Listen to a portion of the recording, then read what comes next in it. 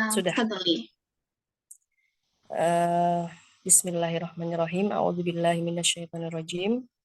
Apakah suara saya terdengar dengan baik, teman-teman semua?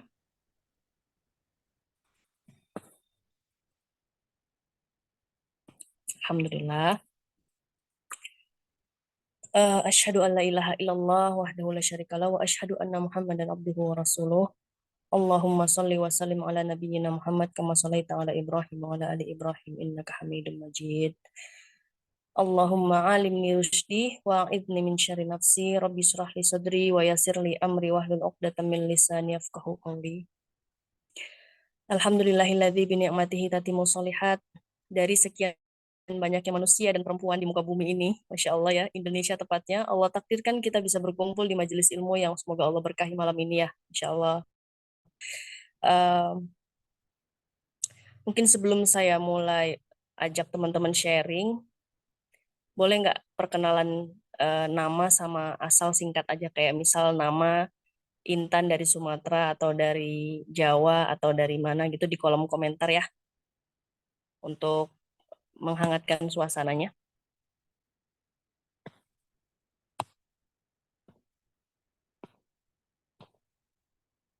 Masya Allah, ada Mbak Siska dari Bandung, Mbak Lia dari Garut, Mbak Dwi dari Jawa Tengah, Mbak Titi dari Cianjur, Mbak Wati dari Manado, Mbak Amel dari Tangerang Selatan. Bismillah, Assalamualaikum, Mahatifillah, Marcella dari Tangerang Selatan, Masya Allah, Waalaikumsalam. Senci dari Jakarta, Tia dari Tangerang Selatan, Baby dari Sumatera Selatan, Inas dari Bekasi, Masya Allah ya.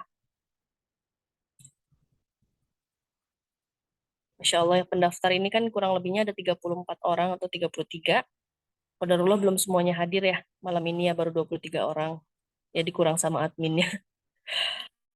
Masya Allah, Waalaikumsalam. Nisa dari Jakarta. Waalaikumsalam Mbak Eli dari Cipanas. Masya Allah, Alhamdulillah kita lanjut ya.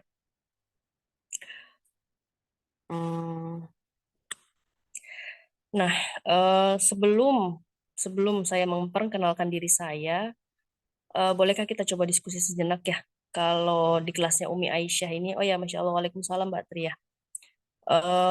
Kalau di kelasnya Umi Aisyah ini bahasanya emang serius, tapi biar kita nggak serius-serius banget gitu, biar kita nggak tegang, biar relax gitu, jadi kita sharingnya santai aja gitu ya teman-teman ya. Nah, sebelum saya ditanya sama teman-teman nih, saya boleh dong nanya, nanya, nanya dulu gitu ya, boleh nggak teman-teman saya nanya dulu?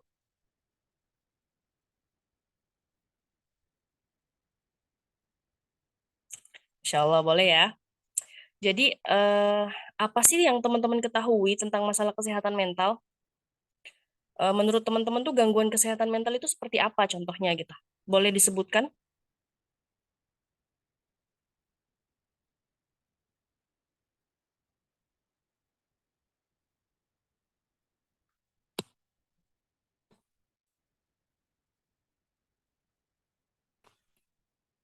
Ya, depresi, marah-marah tanpa alasan, merasa tidak berguna, ketika seorang sudah tidak mampu mengelola emosionalnya, merasa tidak dianggap, ya, kecemasan, lebih simpelnya gangguan pribadi yang mendaunkan dirinya, ya bipolar, bipolar, ya Masya Allah. Ini nama penyakit anak ya. Ya, ya, kurang lebihnya seperti itu ya, rasa rasa nggak nyaman semuanya ya isinya ya. Yang namanya penyakit mental atau gangguan kesehatan mental artinya ada yang terganggu dari sisi psikis seseorang dan itu bikin seseorang itu nggak nyaman dan tidak lagi mengenal dirinya. Oke, selanjutnya insya Allah nanti kita akan bahas lebih detail. eh Mungkin slide yang kedua, Haula. Profil singkat, Bismillah, perkenalkan semuanya, nama saya Nadia Intan Sahara, biasa dipanggil dengan Umu Aisyah, bisa Nadia, bisa Intan, atau Kak Intan, atau bisa Umin, atau Umu Admin ya, atau Nathan, Nadia Intan singkatannya, terserah mau panggil apa aja deh. Asal jangan panggil Maman atau Susi, karena saya nggak bakal nengok, karena bukan nama saya. Jadi ya sehari-harinya ya kerjaannya Kalau nggak ngurus rumah, yang ngurus tangga gitu loh. Loh, jadi Mbak ini ibu-ibu atau tukang bangunan? Nggak gitu konsepnya. Jadi maksudnya tuh rumah tangga itu kan ibarat anak tangga ya, bertingkat-tingkat. Ada naik, ada turunnya, ada lelah, ada senangnya gitu kan. Sekarang apa namanya, kalau saya tanya nih ke teman-teman yang udah nikahnya lebih dari 10 tahun mungkin ya, gimana rasanya, udah enak belum? Atau udah empat? Enggak. Bercanda ya. Insya Allah makin romantis hari ke hari dan terasa manis gitu kan ya. Yang jomblo boleh lap ingusnya dulu ya. Masya Allah. Biar nggak tegang nih kita. Jadi rumah tangga itu kan makin hari makin kompleks ya ujiannya ya. Karena eh, makin ke atas kita naikin anak tangganya, anginnya makin kenceng. Makanya ujiannya makin berat. Rasanya kok susah banget ya bertahan gitu kan ya. Tapi dengan iman, ilmu juga takwa, insya Allah kita bisa masuk ke surga sekeluarga. Amin ya rabbal alamin. Kembali ke perkenalan diri saya sama seperti ibu-ibu pada umumnya ya, berbisnis dengan upah, tapi upahnya tuh kadang ada, kadang ketahan sama yang maha kuasa. Bisnisnya daycare, nyiapin sarapan anak, maksudnya kayak mandiin anak, ngurusin anak ya.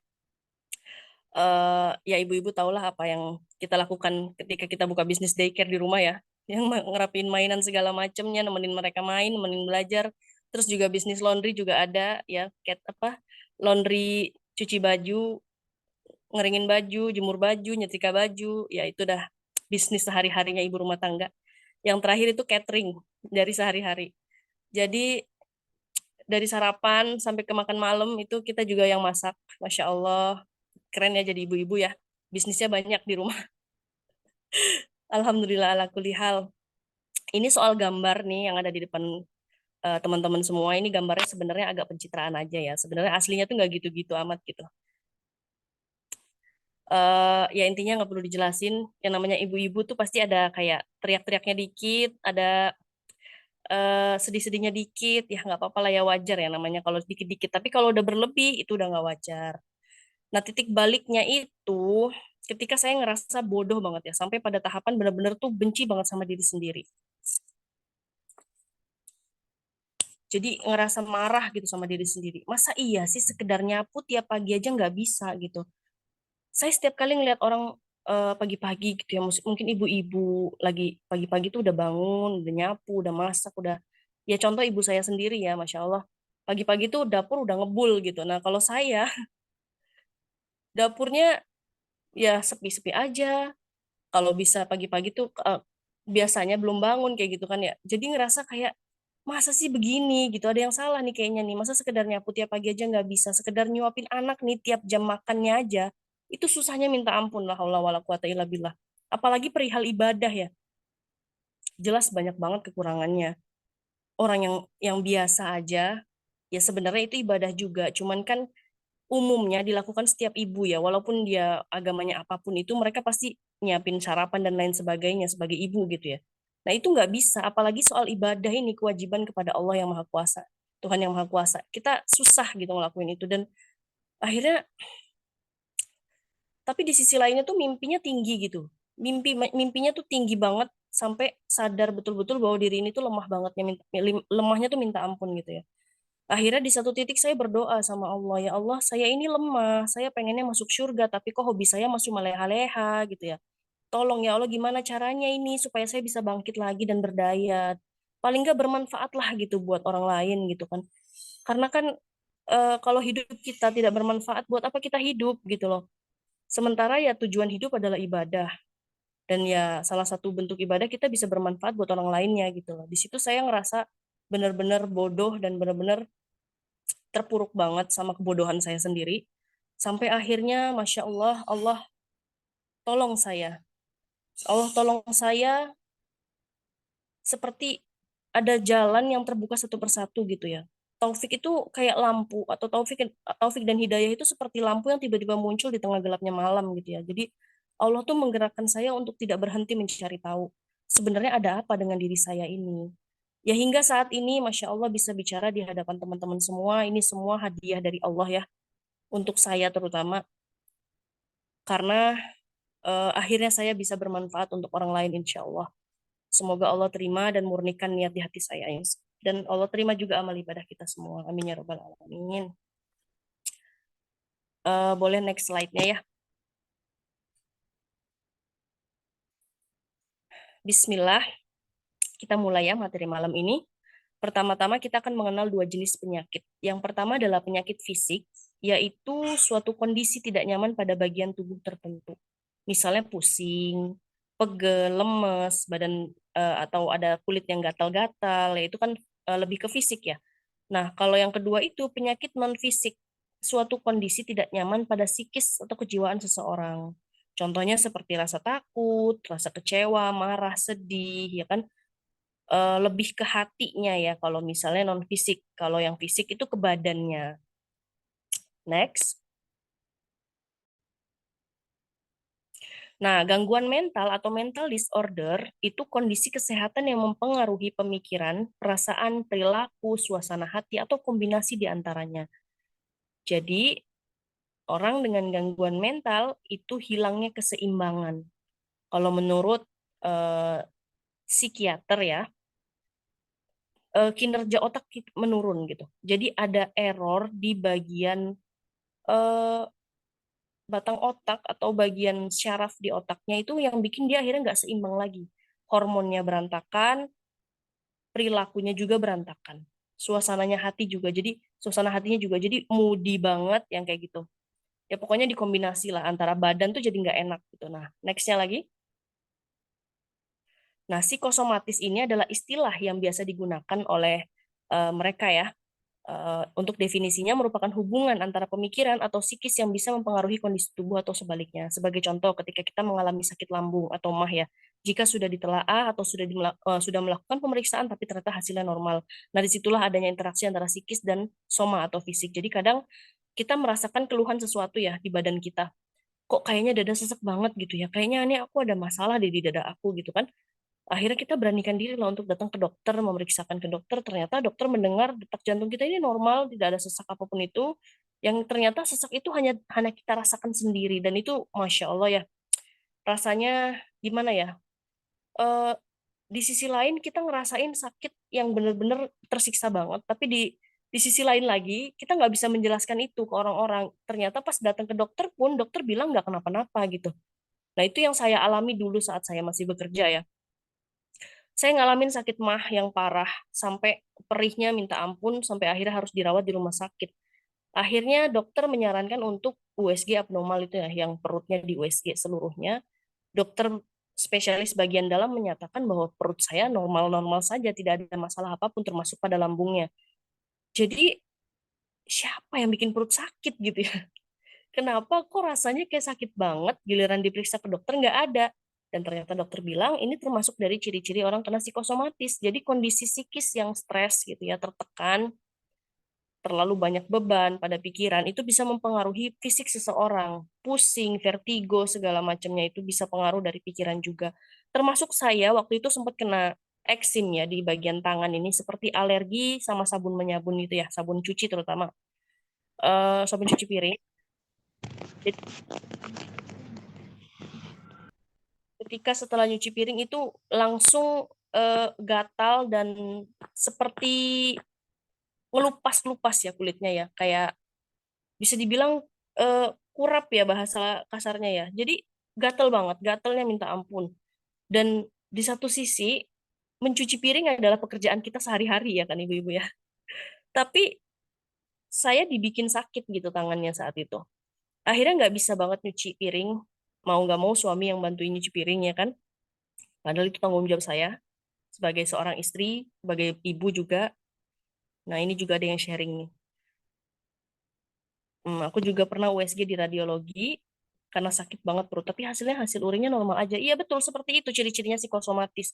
Jadi sebenarnya yang terganggu itu jiwa kita, bukan fisik kita, badan kita bukan. Oke, kita lanjutkan slide-nya.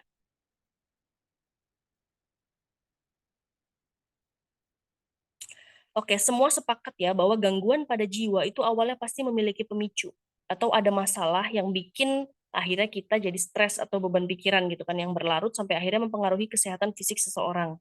Next ya lagi. Nah, problematika hidup yang kerap menjadi pemicu itu sebenarnya tuh lingkupnya di situ-situ aja gitu. Masalah hidup tuh ya nggak bakal pindah kemana-mana, karena yang namanya manusia pasti ngadepin hal yang ya kurang lebihnya begitu-begitu juga gitu. Cuman setiap keluarga itu kan punya tantangannya masing-masing ya, ujiannya masing-masing. Ada yang dia fokusnya di masalah ekonomi, ada yang di konflik interpersonal antara hubungan sama teman, sahabat, kerabat gitu kan ya. Ada faktor eksternal seperti ya bencana, musibah yang tidak bisa kita kontrol gitu ya. Terus kesehatan juga. Nah, kira-kira menurut ibu-ibu atau teman-teman semua di sini, masalah apa aja sih yang kerap muncul gitu yang jadi pemicu stres di rumah? Boleh dibantu share di WA, di WA, di chat-chat, kolom chat, yang biasanya terjadi gitu, yang bikin akhirnya stresnya berlebih gitu. Kira-kira apa? Eksternal ya, lebih ke eksternal ya. Jadi yang sesuatu yang nggak bisa kontrol kalau eksternal itu. Ekonomi, ya ekonomi. Ekonomi ini lumayan banget ya memicu konflik di antara suami dan istri. Karena saya juga mengalami hal tersebut. Terus konflik dengan keluarga, ya terkadang eh, biasanya ini muncul ketika seseorang itu belum menikah atau muncul ketika seseorang tersebut sudah menikah namun tinggalnya dengan orang tua. Nah, biasanya ada konflik keluarga tuh kayak gitu. Kurang support dari pasangannya, qadarullah ya. Ekonomi, ekonomi, Masya Allah, ekonomi semua ya. Semoga Allah berikan kemudahan untuk ekonominya setelah ikut kelas ini ya. Amin ya Rabbal Alamin. Kita lanjut dulu ya slide-nya ya.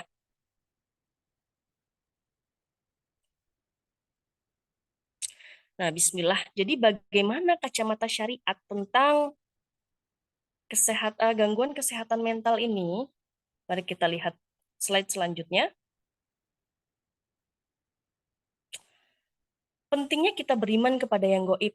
Goib bermakna segala yang terluput dari engkau atau segala yang terluput dari pandangan mata meskipun diyakini dalam hati ya. Dan Allah itu tidak menciptakan jin dan manusia melainkan supaya mereka menyembahku. Artinya di sini kita tahu bahwa ada makhluk lain yang Allah ciptakan selain kita di muka bumi ini ya, yaitu dia siapa? Jin atau setan. Nah, kita lanjut ke surat berikutnya. Hai anak Adam, jangan sekali-kali kamu ditipu oleh setan, sebagaimana ia telah mengeluarkan kedua ibu dan bapakmu dari surga. Dia telah menanggalkan dari keduanya pakaiannya untuk memperlihatkan kepada keduanya auratnya. Sesungguhnya ia dan pengikut-pengikutnya melihat kamu dari suatu tempat yang kamu tidak bisa melihat mereka. Sesungguhnya kami telah menjadikan setan-setan itu pemimpin-pemimpin bagi orang-orang yang tidak beriman. Surat Al-A'raf ayat 27. Dari sini kita bisa melihat ya teman-teman ya, bahwa syaitan itu adalah musuh pertama bapak dan ibu kita, yaitu Bunda Hawa dan Adam alaihi salam. Jadi eh, sampai dihasut gitu, dibisikin di surga itu kan ya, sampai akhirnya Nabi Adam tuh dikeluarkan dan Bunda Hawa dari surga, dan akhirnya hilanglah nikmat-nikmat yang ada di surga. Terus habis itu pengikut-pengikutnya dapat melihat kita dari suatu tempat yang kita nggak bisa lihat.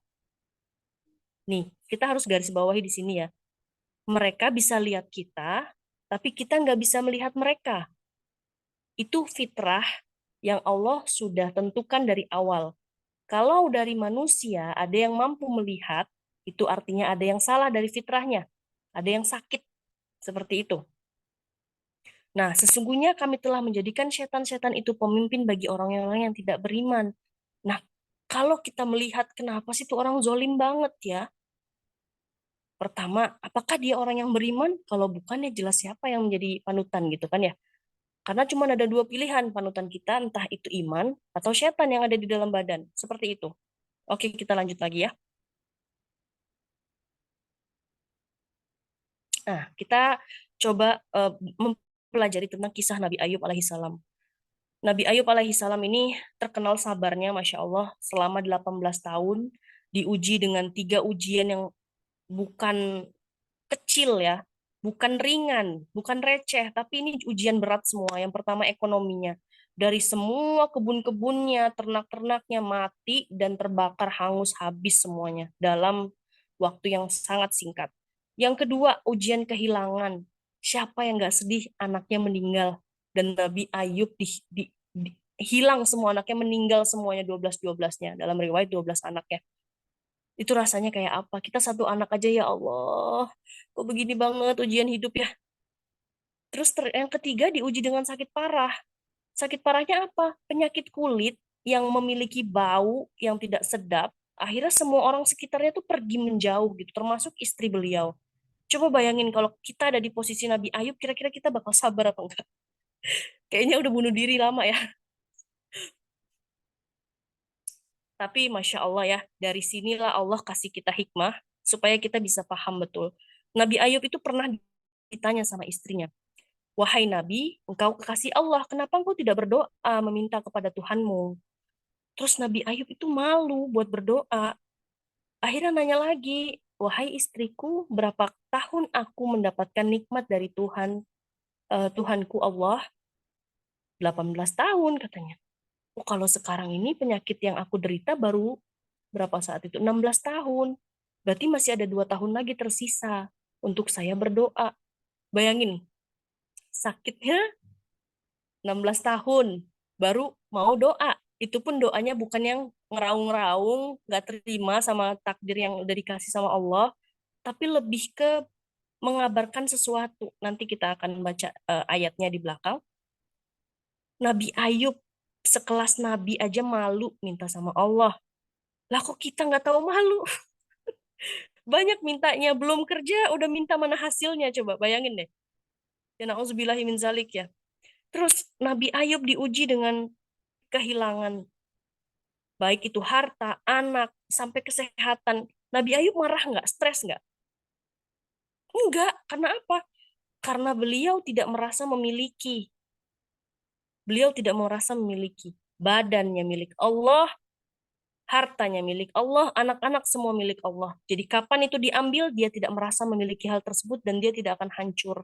Yang bikin kita hancur, kita marah, kita nggak terima sama takdir Allah itu karena kita merasa memiliki. Jadi akhirnya kapan itu diambil, ditarik lagi. Loh kok ditarik? Ini kan punya saya. Kenapa takdir ini menimpa saya? Seperti itu. Nauzubillahi min zalik ya. Terus lanjut lagi.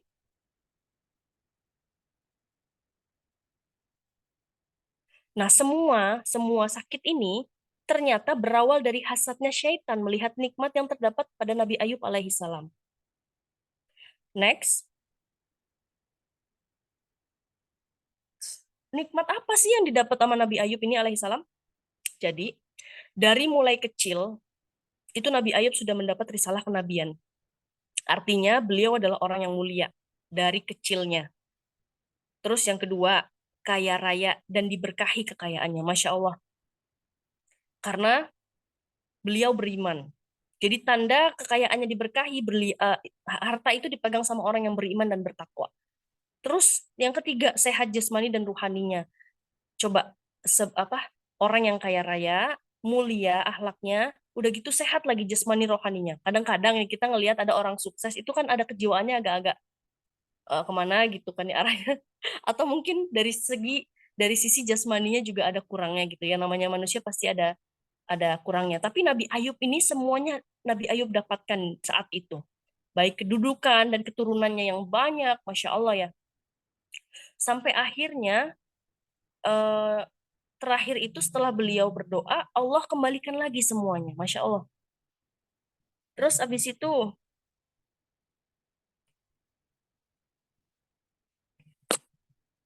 eh, selanjutnya, nah apa hasad dan apa bahayanya? Secara bahasa, hasad itu artinya menguliti atau mengupas. Maksudnya adalah orang yang hasad itu mengupas iman di dalam hatinya hingga habis.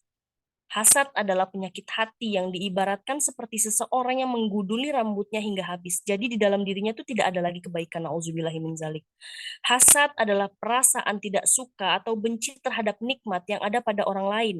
Selama nikmat itu masih ada pada orang yang didengki atau dihasadi, mereka selama itu juga hatinya terasa panas. Maka selama itu juga hatinya terasa panas. Nggak suka gitu ngeliat orang lain senang.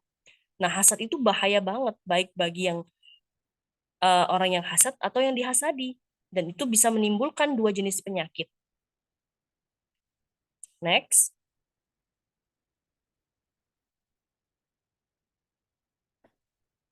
Yang pertama penyakit maknawi, yang artinya kosongnya hati dari penjagaan, taufik, dan dukungan Allah. Sebagaimana firman Allah dalam Al-Baqarah ayat 10, dalam hati mereka ada penyakit, lalu Allah menambahkan penyakit itu, dan mereka mendapat azab yang pedih karena mereka berdusta. Selanjutnya lagi. Yang kedua penyakit hissi, penyakit yang dirasakan oleh jasmani. Dan ingatlah akan hamba kami Ayub nih. Ada apa? Dalil pendukung tadi tentang kisah Nabi Ayub. Ketika dia menyuruh Tuhannya, sesungguhnya aku diganggu setan dengan penderitaan dan bencana. Akhirnya Allah jawab, hantamkanlah kakimu, inilah air yang sejuk untuk mandi dan untuk minum. Seperti itu kisahnya. Jadi Nabi Ayub itu mengalami ujian yang sangat berat-beratnya, ya Allah. Itu karena setan. Hasadnya setan. Jadi eh serem banget ya. Maksudnya bahayanya itu sampai ke sana, tapi kita nggak boleh nyerah di situ karena banyak juga kisah di mana eh, para nabi walaupun diserang mereka bisa selamat dan artinya kita pun bisa gitu dengan taufik dan hidayah dari Allah ya. Terus coba kita tanya deh sama hati kita teman-teman, berapa kali kita kesel pas ngeliat status orang lain coba? Berapa kali kita ngerasa sombong pas lihat status orang gitu, alah baru gitu aja udah pamer gitu kan? Kok jadi kayak mendramatisir banget ya nyinyirnya. Mungkin pengalaman kali ya, maaf. Jadi kita kadang juga kita senang gitu ngeliat nikmat seseorang gitu sampai pengen juga punya nikmat tersebut tanpa mendoakan orang tersebut coba. Dan itu bisa dibisikin sama setan, bisa ditiup-tiup lah tuh rasa cemburu. Akhirnya sampailah hasad tersebut menjadi keburukan atau penyakit pada orang yang kita lihat. Nauzubillahi min zalik. Dan ini ada kaitannya juga sama ain, tapi kita tidak tidak bahas di sini ya. Selanjutnya, nah di sini ada hadis yang panjang sebenarnya, tapi saya singkat karena terlalu panjang takutnya teman-teman eh, agak ini juga ya, agak pusing ya bacanya ya. Bismillah. Dari Aisyah radhiyallahu anhu, dia berkata, Rasulullah Shallallahu alaihi wasallam pernah disihir oleh seseorang dari Bani Zuraik yang bernama Labid bin Al-Asam. Sampai Rasulullah Shallallahu alaihi wasallam itu dibuat membayangkan seolah-olah melakukan sesuatu padahal beliau tidak berbuat apa-apa. Nih, di sini Rasulullah Shallallahu alaihi wasallam disihir seolah-olah melakukan sesuatu padahal lagi tidak ngapa-ngapain gitu. Jadi seolah-olah membayangkan sesuatu hal padahal tuh jadi yang jalan itu sepertinya pikirannya seperti itu. Nah, wahai Aisyah, seakan-akan airnya berwarna merah seperti perasan daun pacar dan seakan-akan kulit mayang kurmanya seperti kepala syaitan. Lalu kutanyakan, wahai Rasulullah, tidakkah engkau meminta dikeluarkan? Beliau menjawab, Allah Subhanahu wa taala telah menyembuhkanku sehingga aku tidak memberi pengaruh buruk kepada umat manusia. Di sini kita lihat mata Nabi Shallallahu alaihi wasallam itu disihir, akhirnya melihat sesuatu yang sebenarnya tidak ada gitu loh. Jadi dibikin takut, dibikin khawatir, dibikin ngerasa aneh gitu sama diri sendiri. Tapi alhamdulillah, semua nabi tidak ada yang bisa diserang hatinya. Jadi semua nabi rata-rata itu diserangnya dari penyakit hissi atau penyakit dari luar. Seperti Nabi Ayub tadi, yang diserang itu anaknya dibunuh semuanya. Kebun-kebunnya dibakar semuanya. Hewan ternaknya juga dibunuh sama si setan ini. Terus penyakit kulit itu ditiupkan kulitnya. Kulitnya ditiup-tiupin sama si setan ini sampai akhirnya bernanah, luka, dan mengeluarkan bau yang busuk gitu. Seperti itu. Jadi Nabi tetap bisa berdakwah atau tetap bisa eh, menyampaikan risalah karena setan tidak mampu menyerang hatinya. Di dalam riwayat juga dijelaskan bahwa setan itu punya kelemahan. Dia nggak akan bisa nyerang hamba-hamba Allah yang jujur. Begitu. Tapi mereka bisa dengan mudahnya nyerang orang yang bodoh atau jahil dan menyerang orang-orang yang munafik.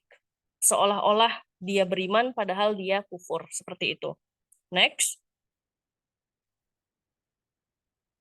Jadi tidak ada jaminan. Tidak ada jaminan itu seseorang bisa terhindar dari hasad. Bahkan sekelas Nabi pun mereka mendapat pengaruh hasad atas izin Allah.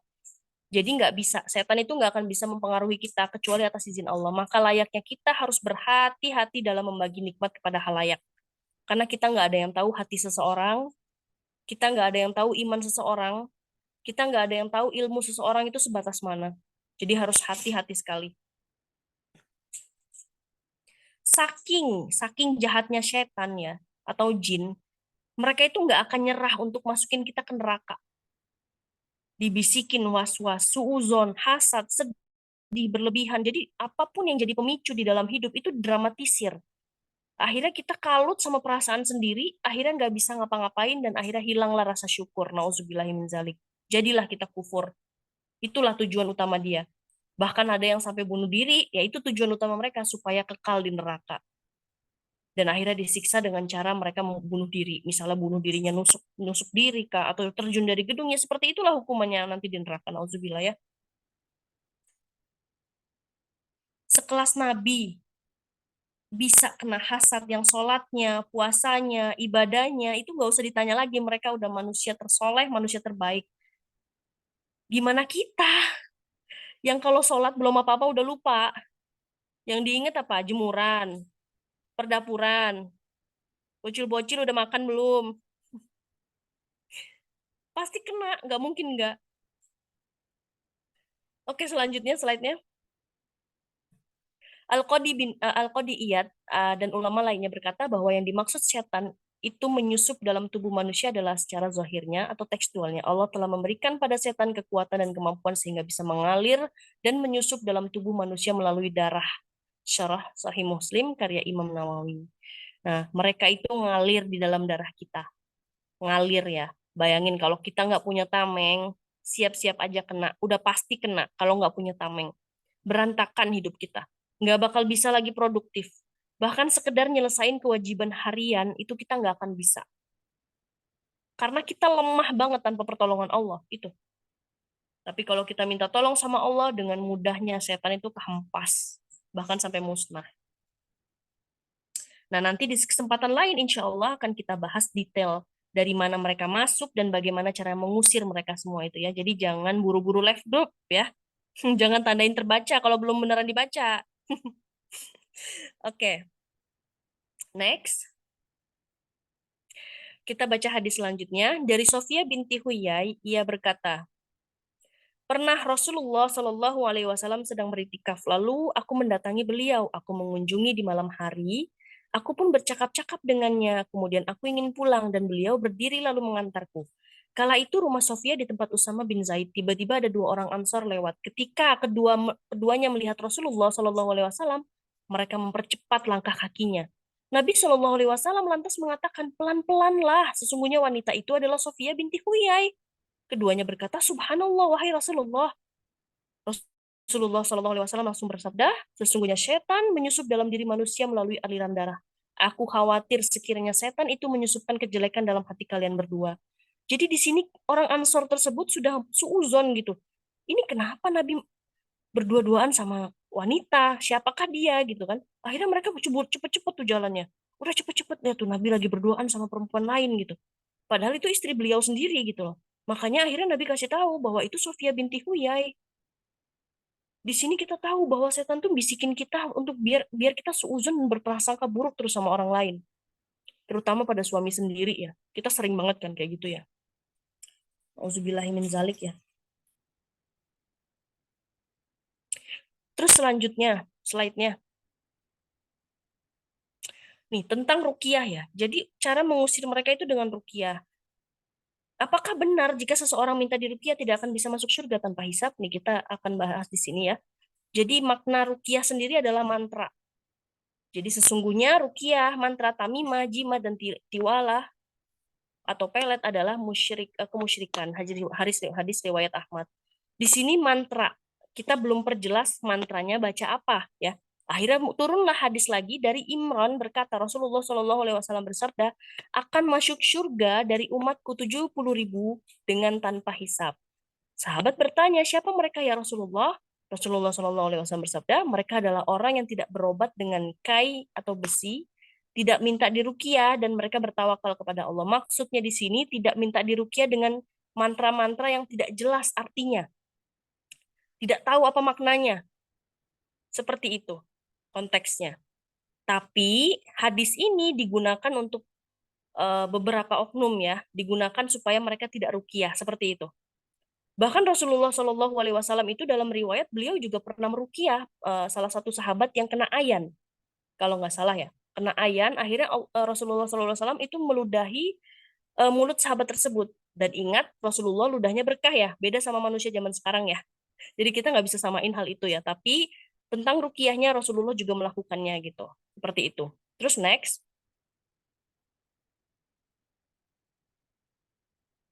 Syarat ruqyah menjadi halal. Jadi Imam An-Nawawi rahimahullah berkata, dan sungguh telah dinukil adanya ijma, bolehnya ruqyah dengan ayat-ayat dan kalimat zikrullah. Nih, jadi kita boleh meruqyah asalkan nih, ada tiga. Ulama telah sepakat tentang bolehnya ruqyah syar'i jika memenuhi tiga syarat. Yang pertama, menggunakan firman Allah Subhanahu wa taala dan asma dan sifat-sifatnya. Al-Qur'an itu syifa. Al-Qur'an itu penyembuh. Dan kita tahu ada dalilnya di situ. Yang kedua, dengan lisan bahasa Arab atau dengan bahasa yang bisa diketahui maknanya selain bahasa Arab. Jadi kalau kita nggak tahu artinya, jangan mau diruqyah. Kalau ini orang yang mau ruqyah, dia komat kamit, nggak tahu ngomong apa, hati-hati bisa jadi ngundang jin, bukannya mau ruqyah, malah kita tambah jin di badan kita. Yang ketiga, meyakini bahwa ruqyah tidak memberikan pengaruh dengan zatnya sendiri, tapi Allah Subhanahu wa taala yang memberikan pengaruhnya dengan Al-Qur'an. Seperti itu. Next. Jika kamu merasa kerap sekali sulit mengontrol dirimu, baik itu perkara duniawi, baik itu perkara ukhrawi, ketahuilah bahwa ada sosok lain yang mengambil alih kinerja otakmu sampai membuatmu lepas kendali. Kalau kita ngerasa susah ngendaliin diri, dan kita ngerasa hal itu ada gitu, kita nih kok kayak gini gitu, ada yang salah dari kita gitu, berarti fitrah iman kita tuh masih ada gitu, dan harus kerja keras buat bisa balikin lagi fitrahnya. Badan kita itu milik Allah, tapi Allah kasih kita kemampuan buat bisa ngendaliin dia. Lah kalau kita ngendaliin diri aja udah nggak bisa, gimana bahas tentang mendidik anak, apalagi sampai mencetak generasi. Masih jauh itu, nggak bakal mungkin bisa ngendaliin diri aja, kita nggak bisa kayak gitu. Terus habis itu next, atau kita lupa merenungi maksiat apa yang sudah kita perbuat hingga Allah menurunkan azab itu kepada kita. Sudahkah kita mengingat-ingat kesalahan yang mungkin kita lakukan dari awal balik hingga saat ini? Sudahkah kita meminta ampun darinya? Kita sering banget lupa merenungi dosa. Coba kapan kita terakhir audit diri sendiri, coba. Audit yang benar-benar audit diri sendiri. Itu kerjaan kita apa? Ngaudit orang lain. Padahal ya kita nggak bakal ditanya tentang dosa orang lain, yang ditanya tuh bakal ditanya itu dosa kita sendiri. Kita hari ini ngelakuin A, B, C, D, E, maksiat A, B, C, D, E. Karena tadi A, B, C, D, E akhirnya jadi begini dan begitu. Jadi kita harus muhasabah dan harus punya mindset bahwa hari ini tuh harus lebih baik daripada hari kemarin. Seperti itu. Para salafus soleh itu tuh peka banget sampai diri sendiri sama diri sendiri.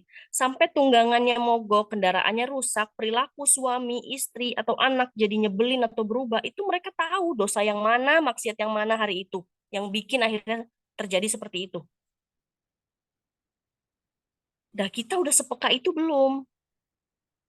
Boro-boro mau peka, nyari tahu mana yang maksiat, mana yang ibadah aja kita nggak tahu yang mana. Punya fasilitas penuh, HP bisa dimanfaatkan, tangan masih bisa berfungsi. Kita pakai buat apa teman-teman? Buat tilawah sama murojaah kan, Masya Allah. Masya Allah ya, tilawah dan murojaah. Atau buat scroll sosial media. Niatnya cuma sebentar, ternyata 1 jam udah berlalu tanpa manfaat yang tersisa. Nauzubillahiminzalik. Tentunya semua butuh proses ya teman-teman ya. Sebagaimana Allah itu menciptakan bumi ini dalam 6 masa. Walaupun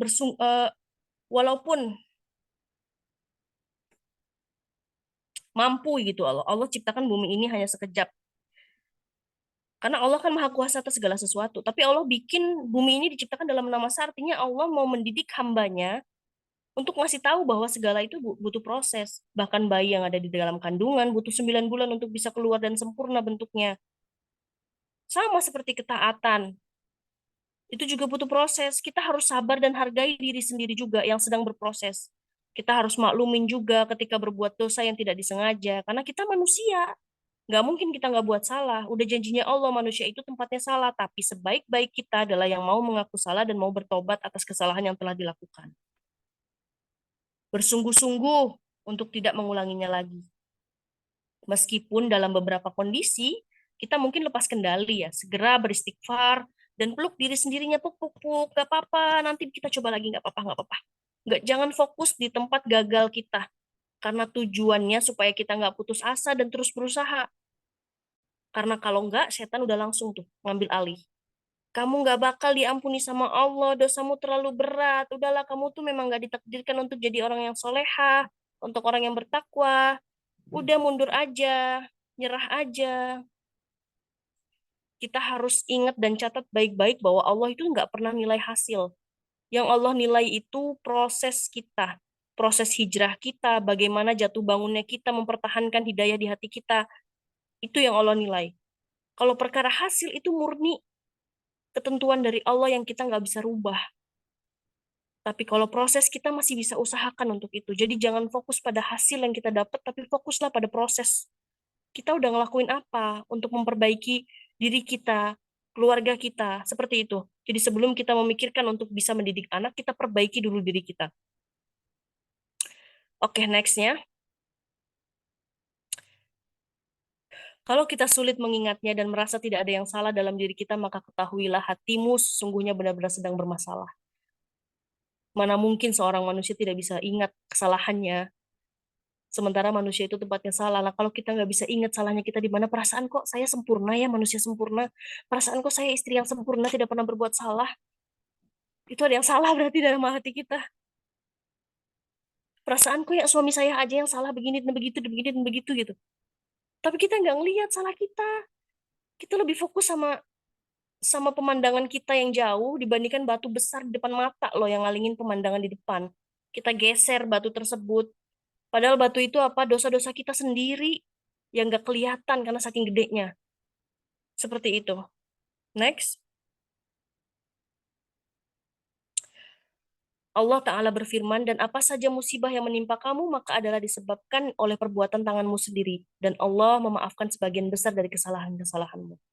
Ali bin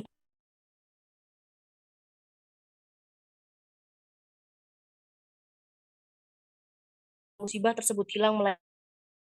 Jadi kita harus peka sama dosa yang kita lakukan. Bukan fokus pada menuntut dan menuntut. Karena Allah bisa saja memberikan hak kita kalau kita sudah memenuhi hak Allah. Itu catatannya. Kalau kita belum sepenuhnya memenuhi hak Allah, siap-siap aja makhluk pun gak akan bisa memenuhi hak kita. Allah bisa tahan itu. Karena dosa-dosa kita sendiri. Seperti itu. Next. Terakhir, mari kita tampar diri kita dengan tulisan dari Fulanah ini, semoga Allah memberkahinya ya. Bismillahirrahmanirrahim. Jika wanita itu mudah depresi, maka para umul mukminin akan depresi ketika harus hidup bermadu, berdampingan dengan 9 wanita di mana ada saat-saat tertentu dapur mereka tuh tidak ngebul dan hanya memiliki kurma dan air. Asia, wanita pertama yang akan depresi sebab disandingkan dengan suami yang membunuh setiap bayi laki-laki yang lahir. Khadijah radhiyallahu anha akan depresi saat sebelumnya hidup bergelimang harta, kemudian hartanya habis terkuras dan suaminya menjadi bahan olok-olokan, dianggap gila, pendusta, tukang sihir, dan lainnya oleh masyarakat. Jika wanita itu mudah depresi, maka Sumayyah binti Khayyat akan depresi ketika disiksa hingga kematiannya sebab mempertahankan tauhid. Sarah dan Isa binti Fakuza akan depresi ketika dalam pernikahannya mereka tak kunjung mendapatkan keturunan hingga usia senja. Sebagai usaha dan kata-kata buruk sudah menjadi sebagaimana usaha dan kata-kata buruk sudah menjadi makanan mereka setiap harinya. Dan jikalau wanita yang baru melahirkan anak itu mudah depresi, niscaya Hajar adalah wanita pertama yang depresi sebab ditinggal oleh suaminya di gurun pasir yang tandus tanpa ada kehidupan lain di sana. Next.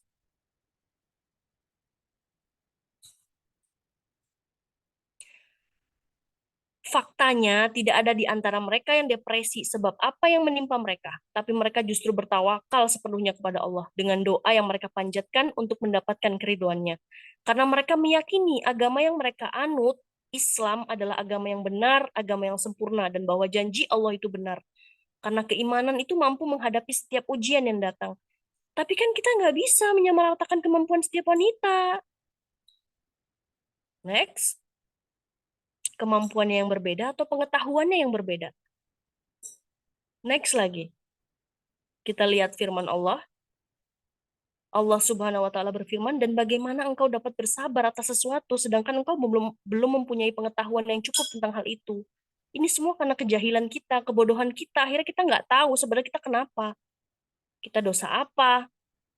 Coba kalau kita belajar apa itu maksiat, apa itu taat, kita bisa ngebedain, oh ini ternyata dosa, ini nggak boleh kita lakuin. Kita akan peka dengan itu dan akhirnya kita tahu, oh ini ternyata begini. Ya ternyata semuanya butuh ilmu. Kita nggak akan bisa maju tanpa ilmu, nggak akan bisa bertahan. Seperti itu. Jadi ini juga tamparan buat saya, terutama yang sedang berbicara, kita harus terus muhasabah dan terus memperbaiki diri. Jangan fokus pada tuntutan, tapi fokuslah pada kewajiban. Karena ketika kewajiban semuanya ditunaikan, insya Allah Allah akan tunaikan juga hak-hak kita tanpa kita memintanya. Karena Allah Tuhan kita yang maha adil. Allah Tuhan yang tidak pernah mengecewakan hambanya bahkan sekalipun. Jadi kita serahkan semua beban kita kepada Allah. Yang membuat kita berat, yang membuat kita marah, membuat hati kita sesak, itu karena kita nggak sepenuhnya tawakal. Kita masih ragu sama janji Allah. Dan setan yang membuat ragu tentunya. Kita ngerasa bahwa kita mampu menyelesaikan masalah ini tanpa pertolongan Allah. Bagaimana mungkin? Masalah itu datangnya juga bisa dari Allah, musibah itu datangnya dari Allah. Ya tentu untuk bisa mendapatkan jawaban, untuk bisa mendapatkan solusi, ya tentunya kita harus kembali kepada Allah. Sekarang pertanyaannya, terakhir kapan kita baca Al-Quran dengan khusyuk? Kapan terakhir kita coba mentadaburi arti-arti dalam Al-Quran? Sementara kita ngerasa bahwa waktu kita tuh terbatas banget. Terbatas dari mana? Rasulullah Shallallahu Alaihi Wasallam, manusia tersibuk di muka bumi, itu masih bisa belajar sama malaikat Jibril. Bagaimana kita bikin alasan kalau kita nggak sempat waktunya untuk belajar dengan fasilitas penuh yang seperti saat ini kita punya gitu ya. Internetnya, HP yang bisa kita akses kapanpun kita mau, hadis-hadis yang sudah dengan mudahnya kita akses juga. Dan website-website yang menjelaskan tentang hadis sahih juga udah banyak. Ustadz-ustadz yang memang menjelaskan tentang hadis sahih dengan landasan yang kuat, referensi yang jelas gitu juga udah banyak gitu loh. Terus alasan kita apa lagi? Males. Ya itulah alasannya paling. Nggak mau bergerak, nggak mau bangkit. Itulah paling alasannya. Kalau alasan-alasannya banyak, mendingan nggak usah ngarepin surga. Karena surga itu nggak didapat dari orang yang berleha-leha. Seperti itu. Ya mungkin saya cukupkan di sini. Next lagi. Mohon maaf jika ada kata-kata yang menyakiti atau kata-kata yang salah, karena keburukan itu jelas datangnya dari saya sendiri dan kebaikan itu datangnya dari Allah Subhanahu wa taala. Jazakumullahu khairan sudah mendengarkan sampai akhir. Semoga kita semua bisa menyerap ilmu ini dengan baik dan Allah berkahi ya. Terima kasih atas perhatiannya. Semoga Allah mudahkan kita untuk bisa mempraktekkan ilmunya. Barakallahu fikum. Jazakumullahu khairan. Assalamualaikum warahmatullahi wabarakatuh. Waalaikumsalam warahmatullahi wabarakatuh. Masya Allah, Masya Allah. Jazakillahu khairan uminya Aisyah. Terima kasih banyak. Terima kasih banget. Benar-benar menusuk relung kalbu. Masya Allah, gimana yang lain? Gimana nih setelah mendengarkan apa yang disampaikan sama uminya Aisyah? Apa ada yang mau disampaikan? Ada yang mau ditanyakan? Insya Allah kita akan buka sesi tanya jawab. Kalau mau bertanya langsung, silakan raise hand. Kalau eh, mau malu atau agak segan, silakan bisa via chat. Insya Allah nanti kita akan bantu untuk bacakan. Oke, Ini udah ada satu yang raise hand. eh Saudari Hidayati Susenti. Susenti. Masya Allah. Barakallahu. Silakan dibuka mic-nya untuk bertanya. Kita buka sesi tanya jawab ya, Uminya Aisyah. Iya. Bismillahirrahmanirrahim. Assalamualaikum warahmatullahi wabarakatuh. Waalaikumsalam warahmatullahi wabarakatuh. Waalaikumsalam. Perkenalkan, saya Senci. Saya bipolar survivor sama-sama Mbak Nadia dari 12 tahun yang lalu. Sekarang masuk ke tahun 12. Dari awal yang dijabarkan sama Mbak Nadia itu relate banget sama keadaan saya. Tapi saya tuh masih sangat tertatih-tatih untuk memperbaiki diri ya.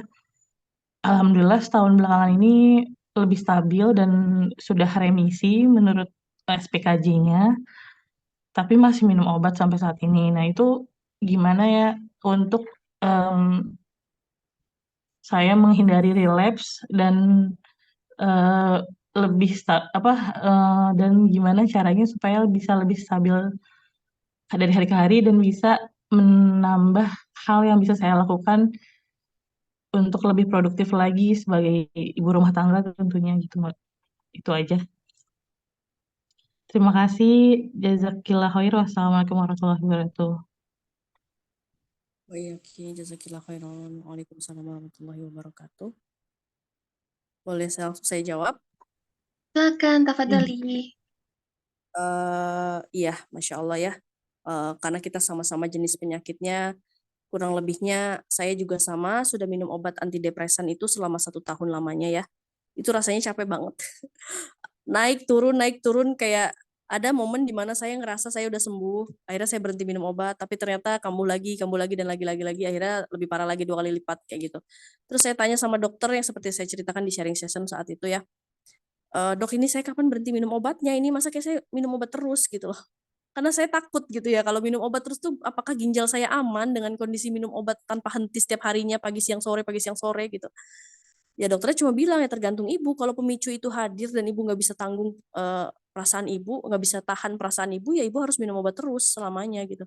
Hah gitu, masa kayak gitu. Jadi akhirnya saya berusaha semaksimal mungkin ikut training ini training itu, mau berapapun uang yang habis aku harus sembuh kayak gitu, saya harus sembuh gimana pun caranya dan harus lepas obat. Alhamdulillah ala kulihal Allah pertemukan dengan rehab hati ya, kalau ada yang tahu. Disitulah baru kebuka semuanya. Oh ternyata selama ini aku diganggu sama jin gitu loh. Ternyata antidepresan itu sebenarnya nggak penting. Itu cuma buat ngurangin perasaan was-was kita aja sebentar, tapi bukan menyembuhkan. Karena kesembuhan itu ada di Al-Quran, seperti itu. Akhirnya setelah tahu kesembuhan dari Al-Quran, oke, fokus.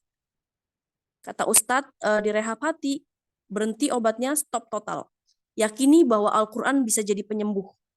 Karena Al-Quran itu bisa jadi penyembuh cuma buat orang-orang yang yakin, 100%. Tapi kalau masih ada ragu, pasti nggak bakal sembuh kalau masih ada ragu. Jadi harus yakin 100%. Akhirnya datanglah saya ke rehab hati, saya di ruqyah di sana. Masya Allah, di saat teman-teman semua pada reaksi, saya tidak reaksi. Jadi ternyata pas muncul reaksi itu setelah saya di ruqyah dibekam sama dimandiin air bidara, itu baru ada muncul reaksi, rasanya kepala tuh kayak mau pecah, pusingnya minta ampun. Terus ya ternyata terjawab pertanyaan saya selama ini, ada gangguan lain di dalam badan saya yang nggak bisa saya kendaliin. Pertama, terus saya tanya lagi, apakah ibadah jadi sulit dilakukan? Udah pasti sulit. Orang-orang yang kena gangguan syaitan itu ibadahnya pasti sulit, istiqomahnya pasti sulit. Padahal diri ini tuh mengharapkan istiqomah gitu ya, supaya bisa masuk ke surga, nggak bakal bisa kalau kita belum usir dia dari badan kita. Seperti itu. Makanya kalau untuk bisa sembuh total, perbaiki diri semaksimal mungkin, muhasabah dosa mana yang pernah kita lakukan yang akhirnya bikin kita seperti ini, rutin ruqyah mandiri, ya sebaiknya juga datang ke rehab hati, tapi kalau misal dirasa cukup jauh lokasinya atau biayanya juga cukup mahal kalau untuk ikut kelas yang berbayar, bisa ikut online karena banyak kelas-kelas gratis di sana. Tapi juga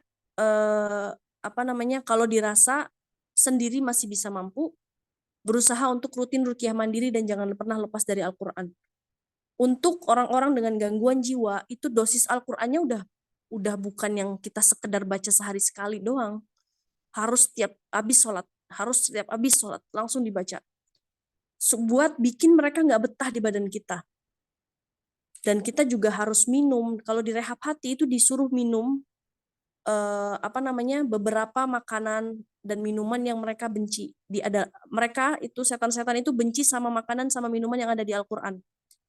Seperti madu, seperti kurma ajwa yang menghindari kita dari setan dan sihir itu kan. Terus zikir pagi petang jangan pernah putus. Nah, seperti itu. Insya Allah akan dibahas detail ya di hari kedua besok. Intinya kita harus tahu musuh kita siapa dan kita harus serang dia dari luar sama dari dalam. Dari luarnya kita perbanyak tilawah, dari luarnya kita perbanyak belajar ilmu agama, terutama ilmu tazkiyatun nafas, untuk kita hilangkan kesedihan, kemarahan, kekecewaan dari hati kita. Karena hal itu yang bikin kita akhirnya susah sembuhnya. Kita masih belum rela gitu loh sama takdir yang udah Allah tetapkan saat ini. Nah, itu yang bikin kita susah sembuh. Kalau kita udah lepaskan semua beban, kita ridho sama apapun yang Allah tetapkan, terus kita minta kesembuhan dan kejujuran kita benar-benar kita sampaikan kepada Allah bahwa kita ingin sembuh dan ingin menjadi hamba yang lebih bertakwa, insya Allah Allah kasih jalan, nggak mungkin nggak. Seperti itu mungkin jawabannya. Iya, tadi untuk yang bertanya sudah cukup jelas insya Allah. Insya Allah cukup jelas. Terima kasih. Syukron, Kak. Alhamdulillah. Afwan. Selanjutnya ada pertanyaan di chat. Iya, ada di chat nih. Mau Ana bacakan atau Uminya Aisyah? Boleh. Oke. Assalamualaikum Ustazah. Apakah termasuk penyakit jika saya suka tiba-tiba merasa ilfil ke suami sama ke anak, jadi nggak mau deket-deket sama suami sama anak-anak, maunya jauh-jauh, marah-marah. Apakah itu termasuk penyakit? Waalaikumsalam warahmatullahi wabarakatuh. Jawabannya iya, itu termasuk penyakit. Karena syaitan tidak akan rela kita dekat dengan keluarga, terutama suami dan anak-anaknya. Kita dibikin jauh, kita dibikin merasa marah, tidak bersyukur dengan kehadiran mereka, padahal di sisi lainnya banyak sekali loh pasangan-pasangan yang menantikan anaknya. Mungkin janda-janda yang mengharapkan hadirnya suaminya lagi.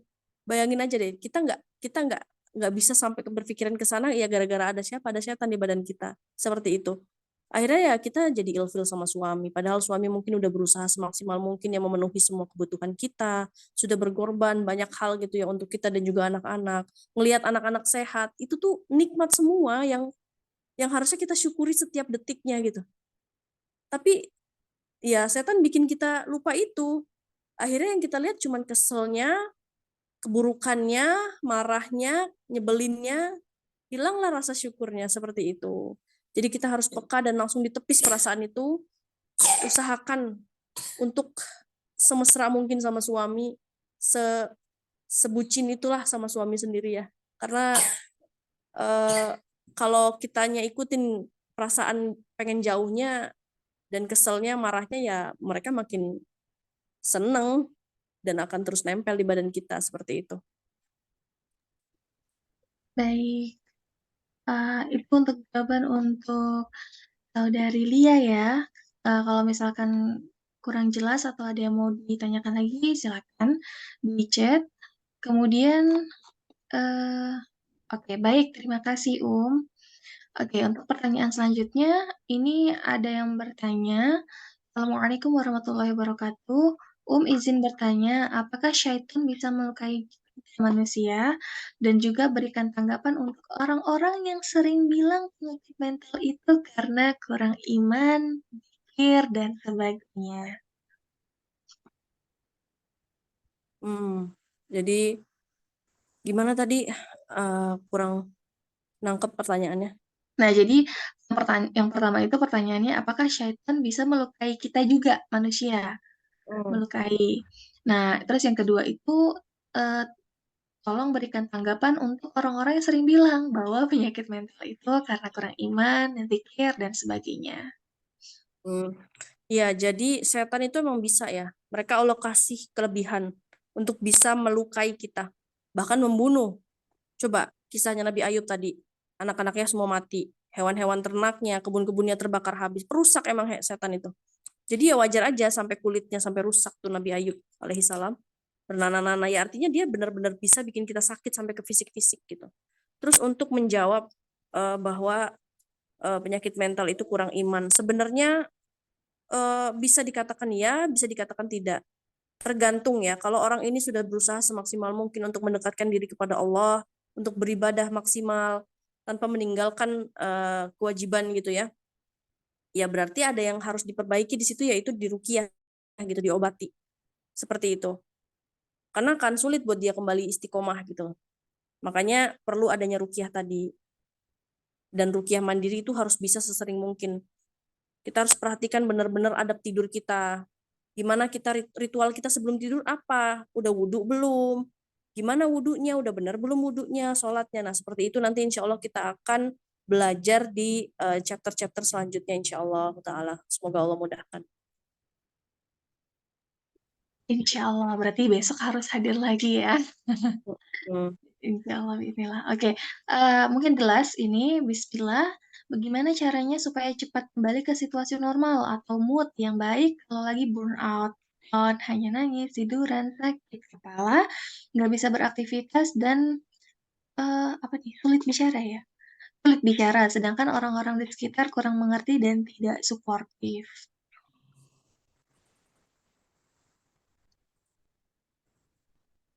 Seperti itu, Minya Aisyah. Bagaimana caranya supaya cepat kembali ke situasi normal dan mood yang baik kalau lagi burnout, down dan nangis? Harus cepat-cepat ke kamar mandi, ambil wudhu, baca Quran. Sholat 2 rakaat dulu sebelumnya. Kayak gitu. Allah lo bilang Allah lo yang bilang kalau jadikan sabar dan sholat itu sebagai ya solusi dari semua masalah.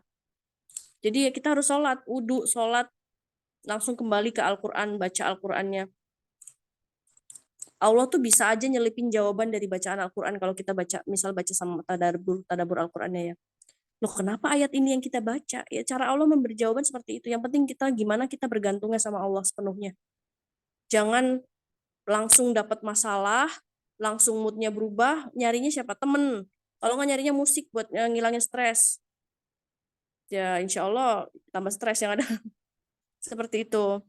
Jadi benar-benar langsung paksain diri, berangkat ke kamar mandi, ambil wudhu, sholat 2 rakaat, baca Al-Quran. Seperti itu. Baik, bagaimana untuk dari Siska sudah dimengerti?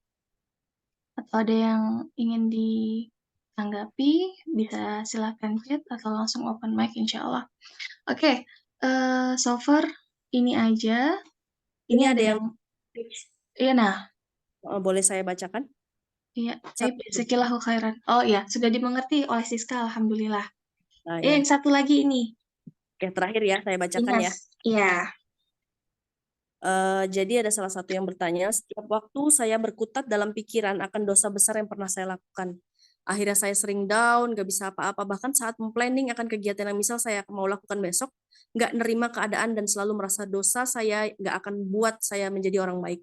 Akhirnya saya sering gak stabil, mengungkit hal yang gak baik, sakit badan, hati, dan pikiran. Lalu dari mana yang harus saya ubah? Lalu dari mana yang harus saya ubah?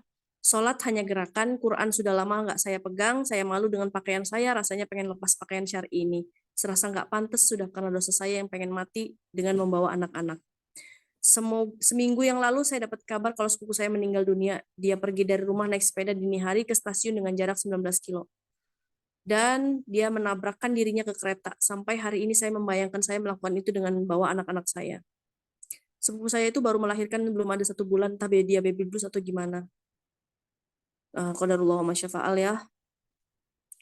Semoga Allah berikan perlindungan yang kuat untuk yang bertanya. Saya ikut turut sedih mendengarnya. Dan saya juga pernah mengalami hal tersebut, maksudnya pernah merasakan ada di titik tersebut. Semoga Allah beri pertolongan ya. Alhamdulillah hadirnya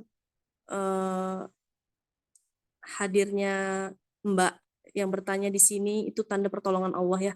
Jangan pernah pergi dari kelas ini, insya Allah satu persatu benang kusutnya insya Allah terurai. Mulai dari mana? Mulai dari sholat taubat ya. Sholat taubat, minta ampun sama Allah, dan berusaha untuk menjadikan sholat itu sebagai obat. Al-Quran juga sebagai obat. Terus habis itu kita harus yakin, seyakin-yakinnya bahwa pintu taubat itu nggak bakal ditutup sebelum kita meninggal dunia. Ingat nggak kisah seseorang yang membunuh 99 nyawa? Ada salah satu riwayat itu menjelaskan bahwa laki-laki ini itu membunuh 99 orang. Akhirnya beliau datang ke salah satu rahib kalau nggak salah.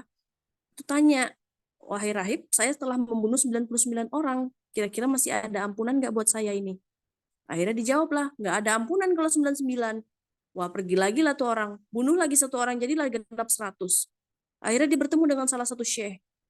Hai syekh, saya telah membunuh 100 orang. Apakah masih ada pintu taubat untuk saya, untuk berubah? Tentu bisa, kata dia. Siapa yang bisa menghalangi taubatmu dengan apa? Siapa yang bisa menghalangi taubatmu? Menghalangi taubatmu. Sementara Allah selalu membuka rahmat dan ampunannya kepada hamba-hambanya yang masih hidup dan masih dikasih kesempatan untuk berubah. Tapi syaratnya kamu harus pindah lingkungannya. Seperti itu. Jadi kita nggak boleh putus asa. Itu loh, ngebunuh 100 orang aja mereka harus masih punya harapan. Dia masih punya harapan ngebunuh 100 orang. Kita belum sampai kan ngebunuh 100 orang. Ya berarti masih ada harapan lebih banyak dari situ gitu loh. Jangan putus asa. Dosa yang kita anggap berat, besar, Allah ampuni. Mau banyaknya sebanyak buih di lautan, Allah ampuni, Allah maafkan, karena Allah Maha Pemaaf. Kasih sayang Allah itu lebih besar daripada kasih sayang ibu kepada anaknya. Ada satu riwayat di mana seorang ibu tuh kehilangan anaknya. Kehilangan anaknya yang masih bayi kalau nggak salah. Terus ngerasa was-was banget gimana anaknya tiba-tiba ketemu. Bayangin gimana rasa nyeselnya, rasa sedihnya, rasa senangnya ketemu anaknya lagi setelah hilang. Nah, Allah lebih sayang daripada ibu itu kepada kita, hamba-hambanya. Jadi kita harus tahu yang bisikin kita putus asa, yang bisikin kita ngerasa kita ini kotor, kita ini nggak berhak bahagia, kita ini nggak berhak bertaubat, itu syaitan yang terkutuk. Jadi jangan diikutin bisikannya. Lakukan kebaikan sebanyak-banyaknya. Terus habis itu sholat hanya gerakan. Kalau begitu belajar caranya sholat. Di YouTube itu banyak. Ya, cara sholat, cara wudhu yang benar seperti apa. Quran sudah lama nggak saya pegang. Paksakan diri untuk pegang. Seperti yang saya bilang, kita butuh cahaya untuk bisa ngelihat jalan ini supaya terang. Kalau kita jauh dari Al-Quran, gimana caranya kita ngelihat jalanan ini? Yang ada kita jatuh terus kayak gitu. Terus saya malu dengan pakaian saya. Ya itu pasti dari setan. Karena setan nggak mau kita taat. Sementara pakaian seorang perempuan itu adalah salah satu sunnah yang harus kita jaga supaya kita terhindar dari banyak fitnah. Jadi jangan ngerasa nggak pantas. Bisikan mati membawa anak-anak itu cuma dari setan. Jangan mau kalah. Kita di sini sama-sama. Ayo kita sama-sama berpegangan tangan. Kita sama-sama mendukung satu sama lainnya. Karena kamu nggak sendirian, Mbak. Kamu nggak sendirian, yang ngerasain sedih nggak sendirian. Kalau kamu ngerasa terpuruk, kita juga ngerasain hal yang sama. Tapi cepatlah bangkit, karena Tuhan kita itu maha baik banget, Mbak. Allah itu maha pengampun, maha penyayang, maha pemaaf. Jadi jangan ngerasa sendiri dan tutup semua pintu yang bikin Mbak khawatir, apalagi dengan mendengar kasus sepupunya. Jangan diikutin itu cara yang salah, Mbak. Cara yang salah. Coba bayangin gimana tertekannya orang tua Mbak dengar kalau Mbak tiba-tiba melakukan hal tersebut. Coba gimana ngerasa bersalahnya suami, Mbak. Kita kadang ngelihat mungkin dari sisi diri kita, dari sisi kita, suami kita tuh seperti seolah tuh zolim kepada kita, tapi kita belum melihat apa yang dia sembunyikan selama ini untuk nyenengin hati kita. Kita belum sampai ke sana, kita belum tahu itu. Jadi nggak boleh kita buru-buru ngambil kesimpulan bahwa suami kita zolim, suami kita ini jahat. Kita belum tahu mungkin, jadi jangan sampai setan itu bisikin kita hal itu gitu loh. Semoga Allah mudahkan ya. Ini ada lanjutannya lagi, karena saya nggak stabil, sering marah emosi ke suami dan anak. Suami saya yang sabar pun akhirnya marah ke saya dan benar-benar dia marah. Karena saya selalu ungkit hal nggak baik yang terus menyalahkan. Akhirnya suami menyarankan ke psikiater, apa perlu saya ke sana atau apa yang kemana atau apa dan kemana saya harus lakukan agar setidaknya saya nggak kumat kadang-kadang. Saat ini nggak ada keluarga karena kesalahan saya, hanya ada suami. Makanya saya selalu ngerasa sendiri terus. Oke, saya saranin ya Mbak ya, kalau Mbak lokasinya bisa mengakses rehab hati di Ciampea Bogor, datang ke sana, temui ustadznya, atau tunggu ada program selanjutnya untuk Mbak ikutan ke sana. Kalau bisa suaminya ikut, karena disitulah tempat terbaik kita mencari kesembuhan, karena di situ mereka mengedepankan sunnah dan Al-Quran ya, Al-Quran dan sunnah, dan tentunya dengan pemahaman yang jelas, pemahaman para salafus soleh, jadi tidak sembarangan kita tidak sembarangan mengartikan sebuah hadis, memahami sebuah ayat gitu, tidak sembarangan, harus sesuai dengan pemahaman para salafus soleh seperti itu. Jadi datang ke Ciampea Bogor, rehab hati, cari aja Instagramnya, atau nanti mungkin bisa japri saya biar saya kirimkan nomor adminnya supaya Mbak bisa langsung ke sana, berobat ke sana. Semoga Allah mudahkan Mbak. Tapi juga di sisi lain sebenarnya ruqyah itu, di ruqyah orang itu persenannya itu 5% ya untuk kesembuhan ya. Untuk kesembuhan di ruqyah orang lain itu cuma membantu 5% dari kesembuhan. Terus abis itu kalau dari 100%, 75%-nya itu dari tazkiyatun nafs. Ilmu tazkiyatun nafs tentang ridhonya kita terhadap takdir Allah, hilangnya rasa marah, hilangnya kebencian, hilangnya kesedihan, seperti itu. Jadi PR-nya sebenarnya banyak di kita, cuman untuk kita bisa memulai hal tersebut kita harus diruqyah dulu, dibantai dulu biar dia jangan terlalu mendominasi. Seperti itu. Dan serangannya juga kalau bisa diserang juga dari dalam dan luar. Ya minumnya, minum madunya, minum herbal-herbal yang memang rehab hati nanti sarankan untuk Mbak. Seperti itu Mbak. Semoga Allah mudahkan dan semangat terus kita semua, insya Allah support Mbak. Sampai Mbak sembuh total. Amin ya Rabbal Alamin. Seperti itu ya. Mungkin sudah cukup dulu ya, kita cukupkan dan kita akhiri dengan terapi Al-Qur'annya ya, ya. Iya, insya Allah.